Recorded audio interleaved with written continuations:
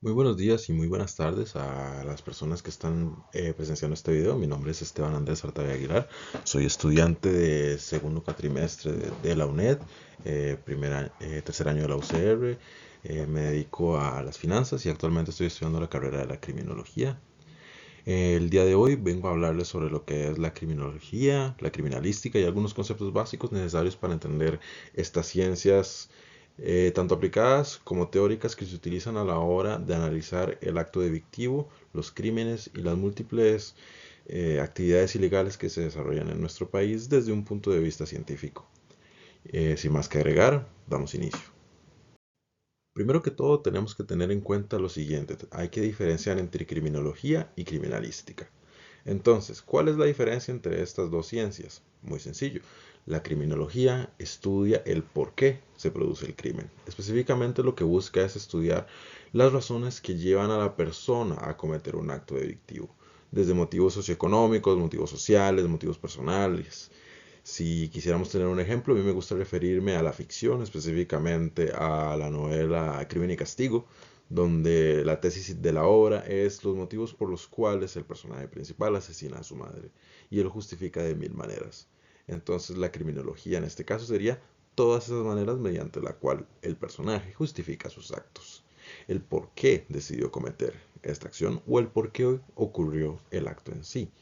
Mientras que la criminalística es el cómo ocurrió. Si partimos de ejemplos concretos, me gusta, como siempre, partir de los ejemplos de la ficción. Hablemos de series como CSI, que fueron muy famosas y que yo vi mucho a lo largo de mis años de infancia. Lo más seguro es que no debería haberlas visto, pero las vi igual. Donde analizamos cómo ocurrió. La mítica escena que la mayoría de nosotros tenemos en mente es de Sherlock Holmes analizando una escena del crimen y viendo todo lo que ocurrió. ¿Qué pasó aquí?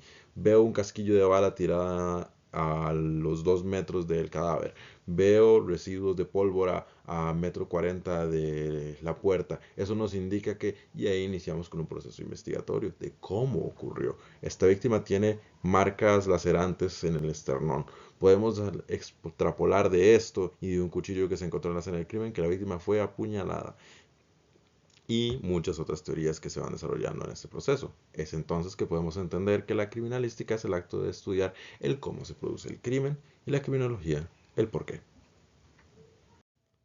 Partiendo de esto hay tres conceptos que tenemos que tener en cuenta: el indicio, la evidencia y la prueba. Que si bien es cierto que para aquellos versados en este mundillo, en el mundillo de los crímenes y de la ficción, la novela detectivesca, así como yo, tenemos versiones de lo que esto significa. Es importante tener definiciones claras en el mundo real de lo que significan estas cosas.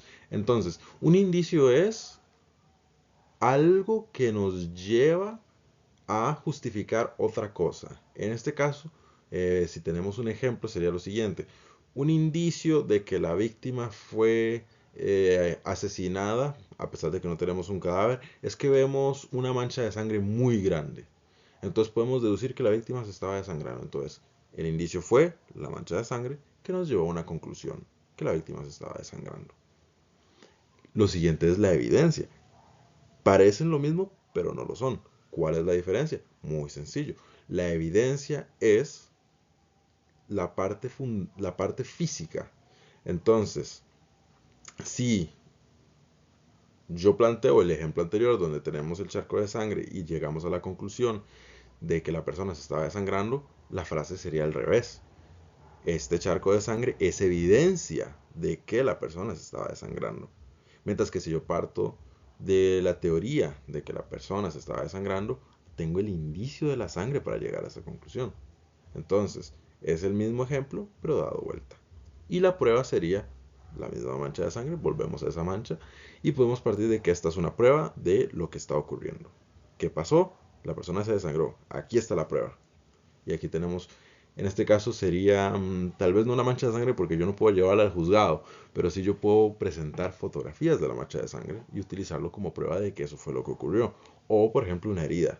La persona fue asesinada con un disparo a la 100, por ejemplo. Aquí está la prueba. Y yo presento el casquillo, presento la bala, presento una fotografía de la herida, presento un bosquejo. Y ahí ya tenemos nuestra prueba para presentar ante el juzgado. Entonces, la diferencia entre estas tres cosas es que el indicio es lo que nos lleva a una conclusión, la evidencia es la que justifica la conclusión y la prueba últimamente es la que nos demuestra esta conclusión. Y la prueba es la que se presenta también ante el juez. Entonces, si partimos desde esta lógica, ¿cuáles tipos de pruebas son las que importan? Debido a que el indicio y la evidencia se utilizan en el proceso investigativo, la prueba es la que se presenta ya en el proceso inquisitivo, en el momento del juicio. Entonces, ¿cuáles tipos de pruebas tenemos? Esencialmente tenemos dos. Tenemos la prueba pericial y la prueba científica. ¿Cuál es la diferencia? Muy sencillo. La prueba pericial es realizada por un perito y la prueba científica es realizada por medio del método científico. Ejemplos. Una prueba pericial sería, por ejemplo, mi pareja en materia de familia, mi pareja me estaba engañando, yo recibí un mensaje de ella y quiero demostrar que que mi pareja es abusiva emocionalmente conmigo. Entonces yo tengo aquí un teléfono con mensajes de mi pareja donde me está insultando, me está tratando mal, me está agrediendo.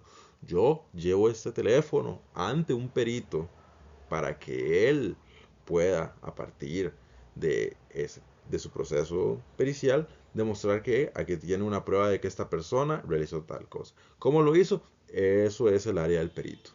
A nosotros no necesariamente nos concierne, a menos a que seamos los peritos o a que seamos tal vez el abogado a la hora de formular nuestro argumento.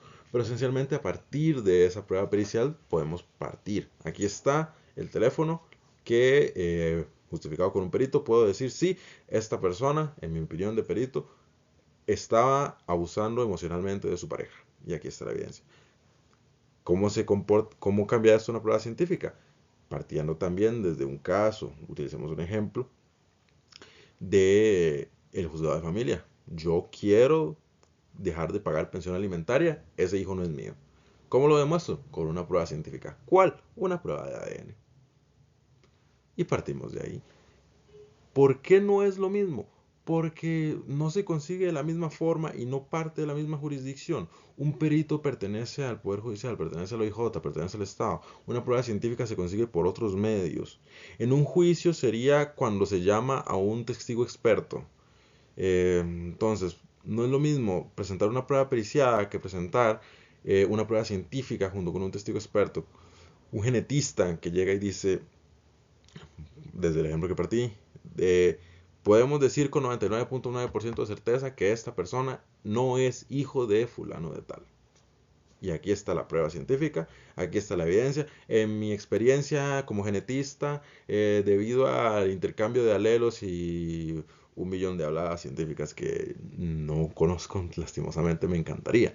Podemos partir de ahí para tener como evidencia científica que yo no soy el padre del niño y por tanto no debería estar pagando manutención porque este niño no es mío. Entonces, esos son los dos tipos de evidencia y esos son ejemplos de las mismas. Entonces, si una evidencia científica parte de ahí, no es incorrecto asumir que el método científico se aplica en las ciencias forenses. Y es correcto. El método científico se aplica en las ciencias forenses, tanto en la criminología como en la criminalística, ya sea de un modo u otro. Para aquellos quienes conocen el método científico entenderán que lo primero es la observación, seguido por el planteamiento, hipótesis, experimentación, análisis de resultados y conclusiones. En criminología, yo estaría haciendo un análisis sobre el por qué esta persona cometió el crimen. ¿Qué observo yo primero? Veo un asesinato que ocurrió en un barrio y no sé por qué ocurrió. ¿Qué veo? No había relación entre el asesino y la persona. Ok, ¿por qué no había relación? Porque tal vez esta persona no fue asesinada por un motivo personal. Fue un crimen sin dolo. Entonces, si es un crimen sin dolo, ¿por qué se dio? A esta persona lo mandaron a matar, tal vez. Aquí estoy planteando el problema. A esta persona la mataron, ¿por qué? Mi hipótesis es que a esta persona la mandaron a matar porque X, Y y Z le debía dinero al narco, tenía problemas familiares, no había pagado pensión, su esposa lo odiaba, sea el motivo que sea. A los autores de ficción les encanta esto a la hora de plantear sus novelas. Y en el mundo real, esta hipótesis es a partir de la cual la investigación debe iniciar. Yo me planteo por qué ocurrió esto y empiezo a experimentar. Ok, ¿Por qué ocurrió esto? Yo llego a la conclusión de que esta persona fue asesinada por que le debía dinero.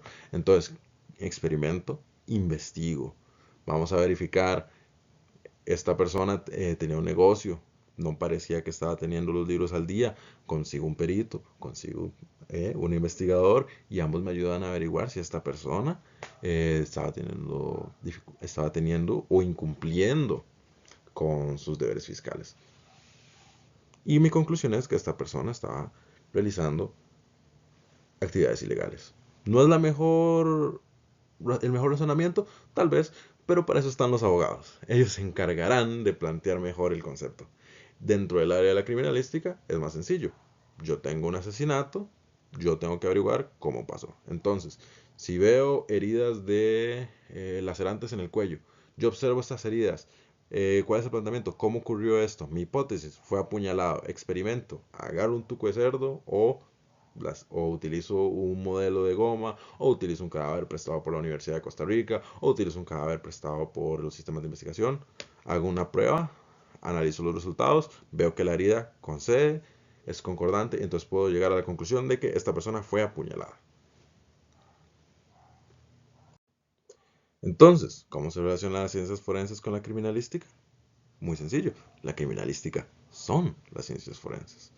Cada una de las áreas de estudio forenses requeridas para llegar a una conclusión sobre cómo se ocurrió un crimen va de la mano con la criminalística. Ya sea la dactiloscopía, que me ayuda a entender las huellas. Tenemos huellas de objetivo A, B y C esparcidas por la escena del crimen, o ya sea la investigación informática que me dice que tal persona fue hackeada, cómo fue hackeada, utilizó un troyano. ¿Cómo? Es la palabra clave y es la pregunta clave. Porque si la criminalística es el cómo ocurrió, las ciencias forenses nos ayudan a entender ese cómo. Y un ejemplo de estas ciencias forenses en nuestro país sería el Departamento de Sustancias Controladas o la sección de Sustancias Controladas del OIJ, que se encarga del estudio de estupefacientes y otras sustancias. Va desde el análisis de las drogas que son incautadas, el análisis de los diferentes eh, químicos utilizados a la hora de la producción de las drogas, hasta otros ejemplos, tanto más novelescos o más atípicos como lo es un asesinato con veneno, hasta crímenes más comunes pero menos tomados en cuenta como lo es el envenenamiento de plantas o el uso de herbicidas y otro tipo de productos químicos en la agricultura que son ilegales y deben ser puestos a prueba. Este departamento se encarga de esto y este departamento lo logra por medio del método científico y el análisis para llegar a conclusiones respecto al qué sustancias fueron utilizadas y cuáles fueron las consecuencias de estas en el proceso delictivo. Sin más que agregar, espero que haya quedado claro algunos de los conceptos básicos, la criminología, la criminalística, la evidencia y todo lo que esto engloba. Todo esto es esencial a la hora de resolver el crimen, o por lo menos a la hora de entender por qué ocurrió, a la hora de llegar a una versión de la verdad lo más cercana, pegada posible a los hechos reales, para poder llegar a una conclusión. Me perdonarán si soy muy romántico al respecto, pero crecí viendo series y crecí leyendo libros y crecí con un padre que se dedicaba a la criminalística. Y por tanto, mi versión de esto es que estas ciencias se dedican a entender el porqué y el cómo ocurre algo. Y siempre es importante entender el porqué y el cómo ocurre algo para poder evitar que se vuelva a producir, llegar a la conclusión correcta y encontrar con la justicia adecuada. Muchas gracias.